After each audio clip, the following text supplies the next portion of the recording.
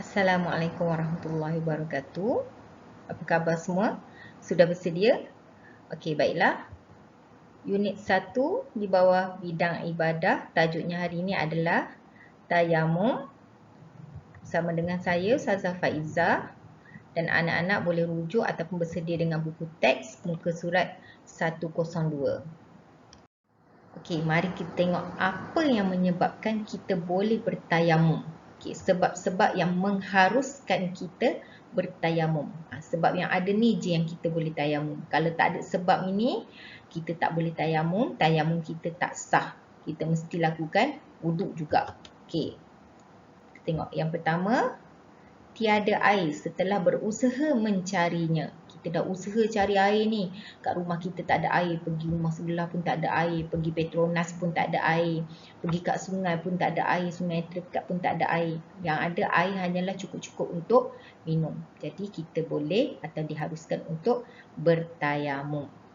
Okey. Sebab yang kedua, ada air tapi hanya cukup untuk keperluan diri dan ternakan. Baru saya sebut tadi. Okay, kita ada air tapi air yang kita ada tu cukup untuk kita buat minum, makan ataupun bersuci lah.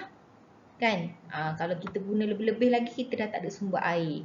Mungkin kata dalam tempoh sebulan kita takkan ada air. Jadi air tu kita simpan untuk kita makan ataupun untuk kita makan, minum, masak lah kan?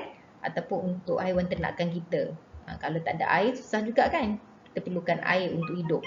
Baik, seterusnya yang ketiga, jarak tempat ada air terlalu jauh. Kadang-kadang air tu ada tapi nak kena pergi ke negara lain, ke tempat lain. Tempat tu jauh sangat, mengambil masa yang lama. Lepas tu berebut pula. Kita digalakkan untuk bertayamum lah. Nanti habis waktu solat kita bertayamum sebab kita nak solat betul.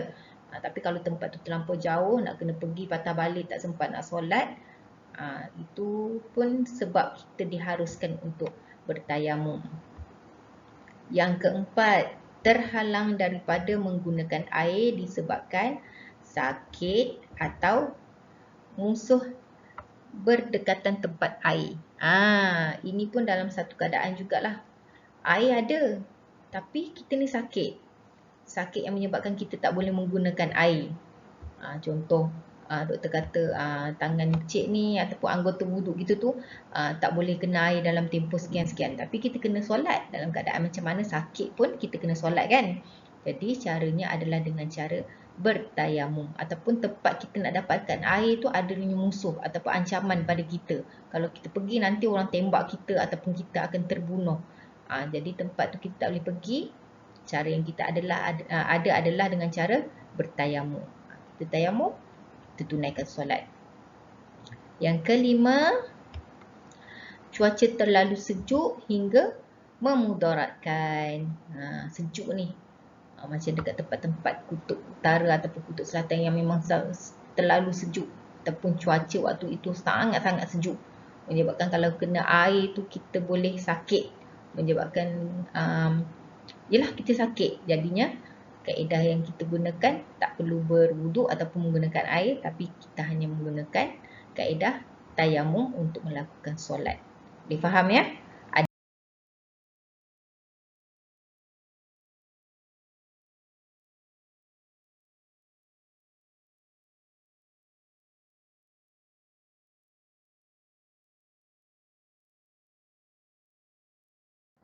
Okey, sekarang kita tengok cara untuk melaksanakan tayamum. Tayamum kita laksanakan dengan menggunakan debu tanah yang bersih. Pastikan cari kawasan ataupun cari debu tanah yang bersih untuk lakukan tayamum. Baik, tengok gambar yang pertama. Okey, kita hendaklah tekap kedua-dua tapak tangan pada debu tanah yang suci. Tekap je tangan kita pada tanah ataupun debu yang bersih lah. Pastikan tak ada najis kat kawasan tu. Betul-betul bersih. Okey. Seterusnya yang kedua. Okey, nipiskan debu pada kedua-dua tangan. Dengan cara kita tepuk. Nampak tangan Zazah ni? Kita tepuk. Macam ni. Debu tanah dah lekat. Tadi kita dah tekap. Debu tanah dah lekat dekat sini. Jadi kita jangan buat macam ni. Kalau buat macam ni habis dah debu tadi. Dengan cara debu tanah yang kita dah tekap kat tanah tadi. Dah banyak. Kita buat macam tu je. Dia akan turun sikit-sikit. Itu cara menipiskan lah. Okey. Yang ketiga, okey, sapu debu suci ke muka sambil berniat. Sambil kita baca niat tadilah. Kan? Baca niat, sapu kat muka daripada atas turun ke bawah. Okey.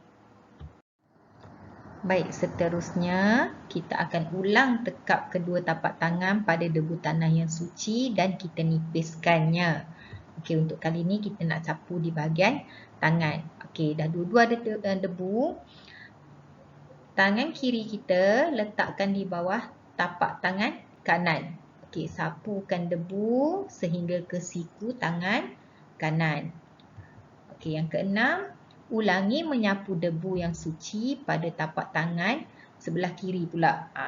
Tangan kanan pula duduk bawah tangan sebelah kiri dan sapukan debu bersih sehingga ke siku.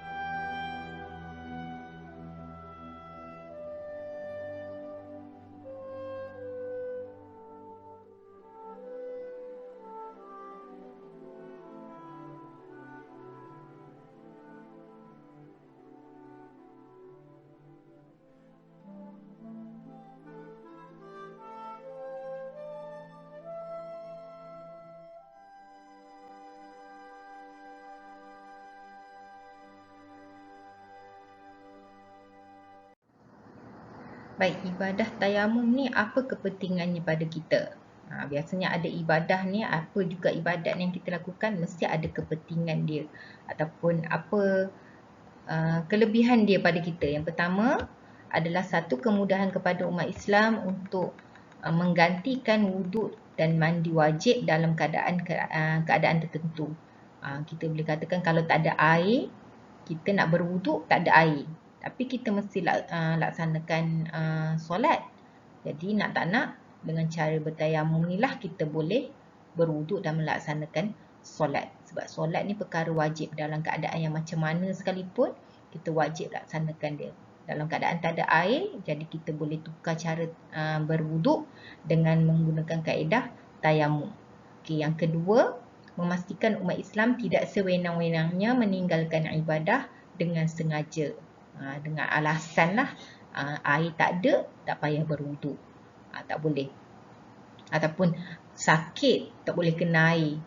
Tak payah solat lah sebab tak boleh berwuduk. Ataupun tempat kita ni tak ada air, susah nak cari. Lepas tu ataupun tempat kita ni sejuk sangat, kalau tak boleh nak guna air, air pun dah beku macam tempat yang terlalu sejuk lah, cuaca yang terlalu sejuk. Okey, nak berwuduk tak boleh, jadi kita boleh berwuduk ataupun menyucikan diri dengan kaedah tayamum yang Allah dah ajar pada kita ni. Baik, kepentingan yang ketiga, menghilangkan kepayahan dan juga kesulitan. Kita rasa susah nak dapat air ni. Nak berwuduk susahnya nak cari air. Nak kena fikir. Tiap kali nak solat sampai masuk waktu fikir macam mana nak dapatkan air. Dengan cara tayamum ni selesai masalah kita. Fikir buat tayamum, kita boleh laksanakan solat. Yang keempat, menyucikan jiwa manusia. Kita rasa tenang, kita kata Islam ni kan memudahkan. Walaupun benda tu kita kena buat, tapi caranya ada banyak kaedah ataupun cara yang memudahkan kita. Macam contoh kita tengok dari sudut solat ni lah. Solat ni wajib sangat kita kena lakukan. Memang wajib. Dalam keadaan susah macam mana kita kena buat. Tapi dalam susah pun ada kaedah yang boleh membantu dan memudahkan kita. Ada rusuh dia lah. Kaedah yang memudahkan kita untuk laksanakan dia juga.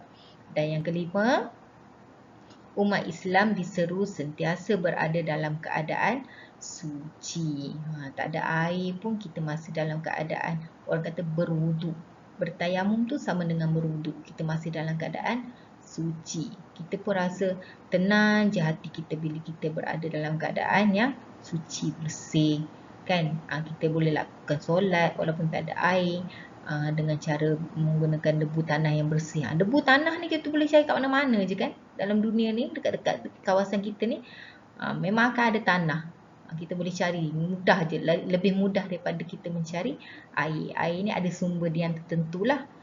Bila sumber dia tu tak ada ataupun tak cukup, atau dalam keadaan yang tertentu, sumber tu boleh terputus, kita susah dapatkan air. Tapi debu tanah ni, kita boleh dapat di mana-mana dan kita boleh laksanakanlah dengan syarat-syarat yang kita dah belajar sebelum ni. Boleh faham ya? Okey, ini antara kepentingan tayamum tu pada kita. Nampak benda ni jarang-jarang ataupun kita tak pernah laksanakan, tapi dia sangat membantu kita dan memberi banyak manfaat pada kita sebenarnya. Baiklah, Ustazah harap untuk tajuk hari ini anak-anak semua boleh faham dan boleh praktikkanlah, boleh fahami dan juga boleh laksanakan bila dalam keadaan yang kita perlukan nanti.